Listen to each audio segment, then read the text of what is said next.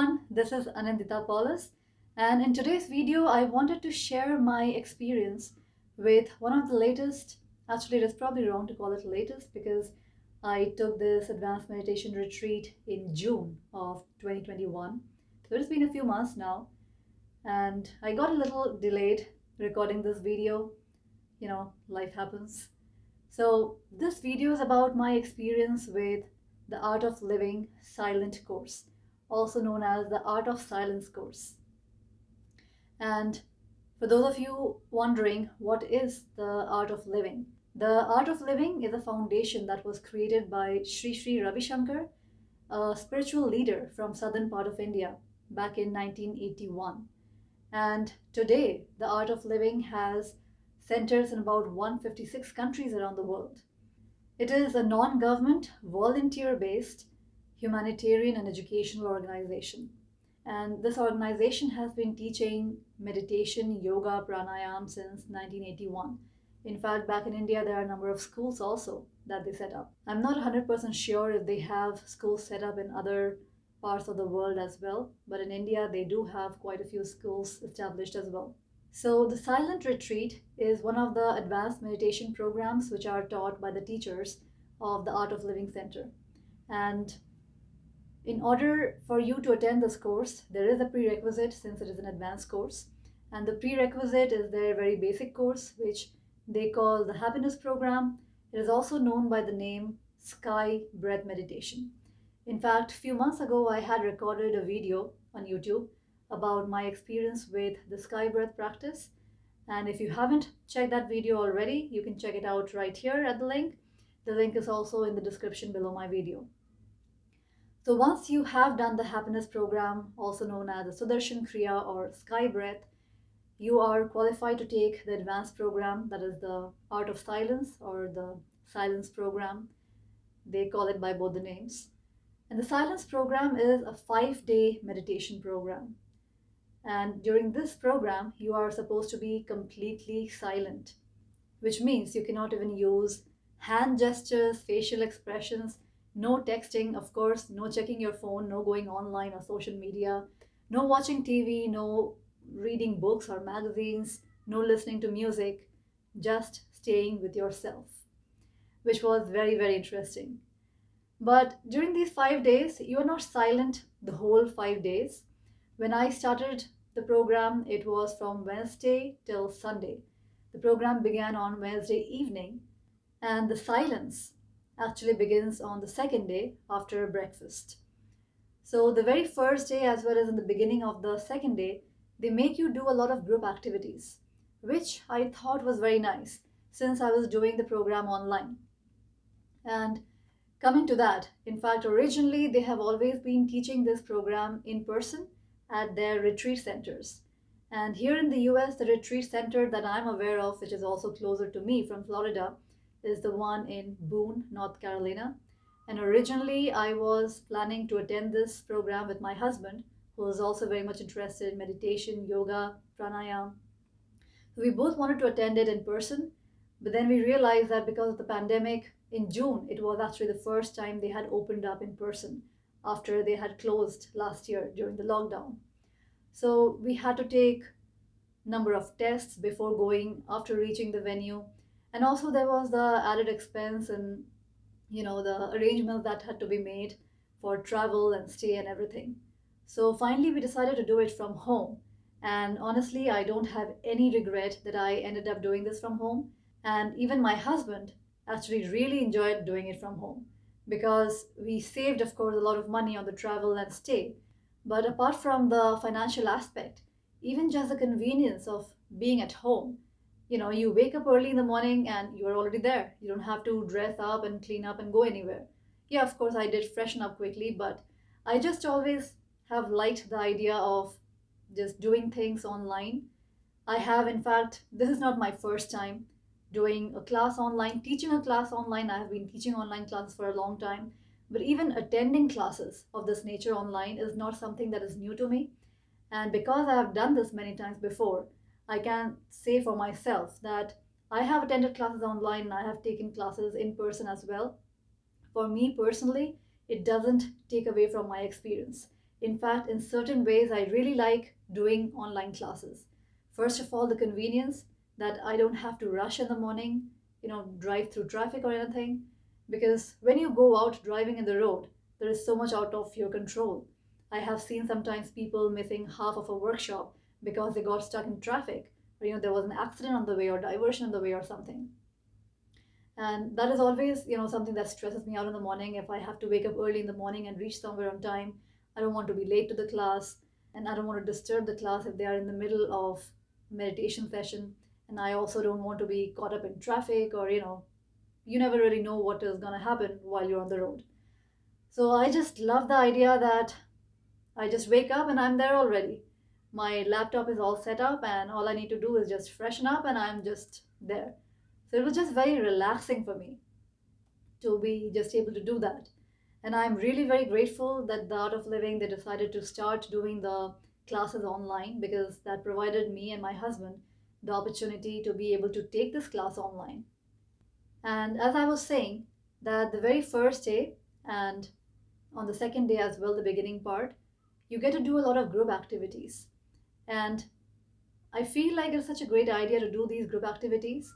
The session happens on Zoom, and they have these little breakout areas where they divide the number of participants into small little groups, and they give them activities. And usually these activities involve discussing about your life, certain aspects of your life, things like that. I felt like this was a great idea because even though you are so far away, because the people were from all over the US attending the workshop, and even though you are so far away, yet these activities helps you to connect with these people and know about their lives. And it definitely helped me connect with them, and also it helped me in understanding that I'm not the only one who has problems in their lives. Others have too, and in fact it also helped me understand that others have bigger problems than me. I thought it was pretty awesome. I mean, not the fact that others have bigger problems than me, you know what I mean. Just the fact that sometimes we can get so entangled in our own affairs, in our own petty little problems, we start thinking that, oh my God, this is the end of the world or whatever. But the fact is, others often have bigger problems than you. And it definitely helped me see through that, my problems are really not problems at all. They're just minor little challenges. And sometimes, yes, I get bogged down a little bit. But when I realize that really my problems are really not problems at all, and others have such bigger challenges in their lives and they are still managing amazingly, and they are still showing up for a 5-day silent retreat in spite of all those problems, it is pretty amazing. It's pretty inspirational. And one of the things that I noticed is there are so many people at the 5-day silent retreat who were really young, like college-going students. A lot of students in their early teens, a lot of students in their late teens, 18, 90s, and even early 20s. That really made me feel so happy for our coming generations.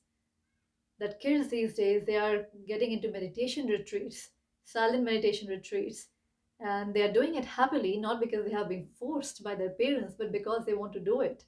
It's amazing to see these kids. Another great thing with the sessions is that they begin every morning with yoga and pranayama that really helps to awaken you, because the sessions really start early in the morning. They were starting like around 7, and in some of the days even 6:30 in the morning. And I'm not an early riser, so for me waking up was a bit of a challenge.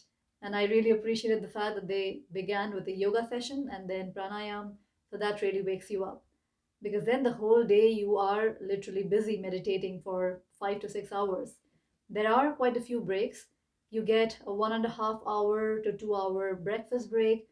Then there is almost a 2 hour lunch break and approximately 1.5 to 2 hour dinner break as well. But the sessions begin around 6:30 or 7 in the morning. Some of the days we had at 7, some of the days we had at 6:30. As far as I remember, most of the days we did begin at 6:30 because during the time when we were attending the silent retreat, it was also the time of Guru Purnima, which is a very auspicious time. And as a result, we had some additional events where we got to have a live Zoom interaction with Sri Ravi Shankar, and a lot of participants from around the world, they could ask questions and he answered them live.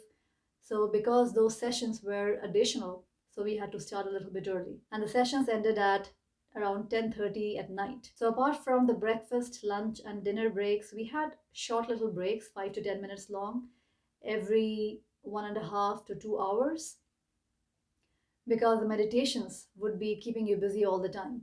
And after a particular meditation session would end, then they would give you a 5 or 10-minute break if you want to quickly use the restroom before you go into the next meditation. So it is a lot of meditation for sure. Once you go into silence, then pretty much all you do is meditate all day. And it was really nice. I'm not saying that to scare you off that, oh my God, so much meditation is boring. Maybe initially, if you are a beginner, then because this is an advanced meditation retreat, if you are a beginner and you are having a lot of challenges with meditation, maybe it is a good idea to keep on with your meditation practice for some time before you go into an advanced retreat, because sometimes there are people who, once they join the retreat, they find it insane to just, not to be able to talk to anybody and to just sit and meditate for hours at a time. So they do drop out in the middle of the seminar. But it's really amazing that they have so many volunteers who are helping during the session, that these volunteers, they are just constantly trying to, they will call you up and they will try to convince you to get back to the session, trying to tell you that it's normal to feel crazy like that. Because sometimes people just have this, some kind of mental or emotional breakdown, kind of, that they just cannot stay silent for such long periods of time. No interaction, no communication, no TV, no magazine, no books, no listening to music, and just meditating and sitting and meditating and just being by yourself. I can understand for some people it can get a little bit intense. So sometimes people tend to drop out, but the volunteers, they give you a call and then they, try to convince you to be back at the session. And in fact, there were a few people who did drop out, and at the end of the session, they did thank the volunteers that thank you so much for bringing me back, because I would have regretted it. It was hard initially, but by the end of it, they were really grateful that they actually did it. Apart from the guided meditation sessions, which are designed by Sri Ravi Shankar, they also teach certain bandhas, which are locks. If you have learned yoga, then you might be familiar with the concept of locks. So bandhas are certain locks which you hold in certain parts of your body, and they are meant to enable you to move the energy in a certain way, or to contain the energy in your body in a certain way. Apart from the bandhas, they also taught 5 different mudras, and the mudras also had a similar function of moving the energy in your body in a certain way. And in fact, before they described which mudra is for what and which mudra helps in moving the energy from which part to the other, they actually just asked us to hold the mudra and breathe in Ujjayi breath, which is also known as victory breath, a special form of yogic breathing. And they asked you to just become aware of how the breath is moving. And it was very interesting to know that as you change the different mudras, you can actually see the difference. You can feel the difference in your body, how the breath is moving and where it is moving, and how the energy is moving. That was very interesting to note. Apart from that, they also show certain video clippings, which are recordings from Sri Ravi Shankar's talks, where he talks about various principles governing our mind, body, and emotions. And a lot of these principles are actually from Patanjali's Yoga Sutras. So they are really insightful, full of wisdom. And I was actually always looking forward to those videos. They're always so insightful. If you have been following me for some time, then you probably have already heard me talk about the importance of maintaining silence and also the importance of meditation. I have spoken about both of these topics many times in many different videos. Some of the benefits that you can achieve from practicing silence, and of course practicing something like the silent retreat, where you not just stay in silence, but you also meditate for 5 to 6 hours straight every day, I feel is a deep emotional and mental cleansing. It definitely detoxifies your emotions and detoxifies your mind. It also helps you in going deeper into your meditation practice. And initially, I know a lot of meditation practitioners, when they start with meditation, it can seem very boring, and it could be also painful for some people if they are not used to sitting in the lotus posture with their spines erect. It can be very uncomfortable for the body as well.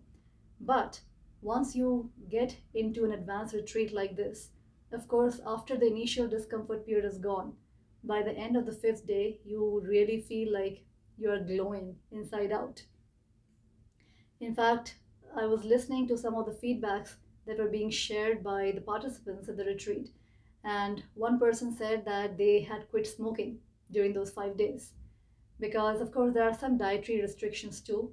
During this 5 day retreat, you are not supposed to be drinking alcohol, obviously, or take any kind of recreational drugs, and you're also not supposed to be smoking. There are some dietary restrictions as to the kind of food you're supposed to be eating as well. They suggest not to consume non vegetarian food or processed foods, and as well as staying away from onion, garlic, coffee, tea, or any kind of food that is a nervous stimulant. So basically, they suggest a sattvic diet, which is a pure diet. The term sattvic means pure. As per Ayurveda, certain kind of diets are called sattvic diets, which is primarily fresh fruits and vegetables. But also, some people might think that okay, onions, garlic, these are fresh fruits and vegetables too. And there is a huge misconception around the excessive consumption of onion and garlic. A lot of people think that it is medicinal in nature and you should be taking it every single day, which is actually not correct as per Ayurveda. But I will talk about that in a different video some other time. And I feel like those dietary restrictions actually helps people a lot in feeling calm and in settling down deeper into the meditations. Because if you are eating certain kinds of foods which are agitating your mind and body, then it will be hard for you to stay calm and centered in the meditation. If your body is feeling agitated, if your nervous system is over hyper because of too much caffeination or the foods that you have eaten, it will be very hard for you to just get to that level of peace and comfort, just sitting and doing nothing all day long. So, apart from some people mentioning how they got rid of their smoking habit, there was also this one person I remember listening to him on the very first day and thinking to myself that he seems very depressed. And on the last day, he was glowing. It was amazing to see the transformation in him. Like he had a smile from year to year. And I could feel and see the difference in his whole body language, in his voice. And he told that he was depressed and suicidal at the beginning. And now he's like ecstatic. So he was so happy, and it was just amazing to see this transformation. There were many more people who were going through some kind of issues or traumas, who had released from their emotional traumas. So, of course, when you meditate like this for a few days, being in silence and, cutting off from any external distraction, this is bound to happen because it leads to a complete detoxification of your mind and your emotions. And as far as I'm concerned, for me and my husband especially, there was this deep sense of calmness and joy, and it just helped us get so much more deeper into our daily meditation practice. And in fact, we decided that this is something so amazing that we want to do it at least once every year, if not twice.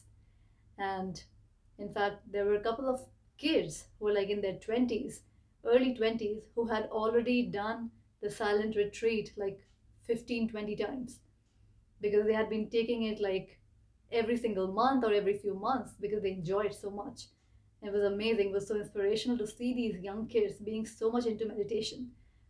Sometimes you might think that kids are only into, gossiping or social media, constantly on Snapchat, Instagram, but not all kids. These kids have definitely shown that, there is a bright future for our future generation. So I hope you liked today's video. If you like watching videos like this, then like and subscribe to my channel. Also, if you are interested in learning more about meditation or attending a meditation workshop, I have been teaching meditation workshops for almost 10 years now. And if you feel like a 5-day silent meditation retreat is too much for you and you are still not there yet, I totally hear you. So my meditation workshops are not for 5 days, and you don't have to stay silent for such a long time. They are just 6 hours long, and you can attend them online from the comfort of your own home. I also have my meditation mastery home study program that you can do from the comfort of your own home at your own time. So you can check them out at the link below the video. Bye for now. Talk to you soon.